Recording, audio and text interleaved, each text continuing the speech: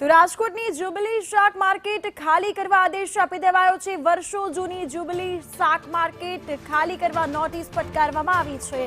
Market જર્જરિત હોવાથી મનપા દ્વારા આ નિર્ણય લેવામાં આવ્યો છે। શાકભાજીના વેપારીઓની મનપા કચેરીએ રજૂઆત, અમને વૈકલ્પિક વ્યવસ્થા કરી આપો તેવું વેપારીઓ જણાવી રહ્યા છે। આ સાથે વધુ અપડેટ્સ માટે અમારા સંવાદદાતા મયુર સોની ફોન લાઈન પર જોડાઈ ગયા છે। મયુર, જૂની શાક માર્કેટ જ્યુબિલી શાક માર્કેટ જે ખાલી કરવા માટે નોટિસ ફટકારી દીધી છે, વેપારીઓની કેવી પ્રતિક્રિયાઓ સામે આવી રહી છે?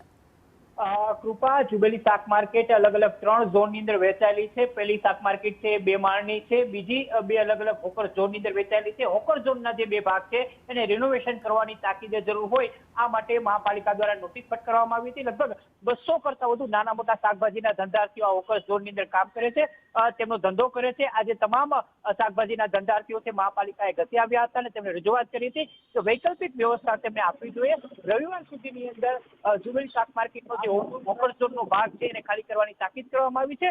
સાથે જ રિનોવેશનનું કામ છે સોમવારથી શરૂ કરવાની વાત પણ મહાપાલિકાના અધિકારીઓ કરી રહ્યા છે। જોવાનું એ રહેશે કે અધિકારીઓ છે એ રજૂઆત કરતા લોકોની વાત સાંભળીને વૈકલ્પિક જગ્યા આપે છે કે પછી ખાલી કરવા માટેનું બળપૂર્વક કોઈ આયોજન કરાય છે। બિલકુલ મયુર, તમામ માહિતી અપડેટ્સ બદલ આભાર।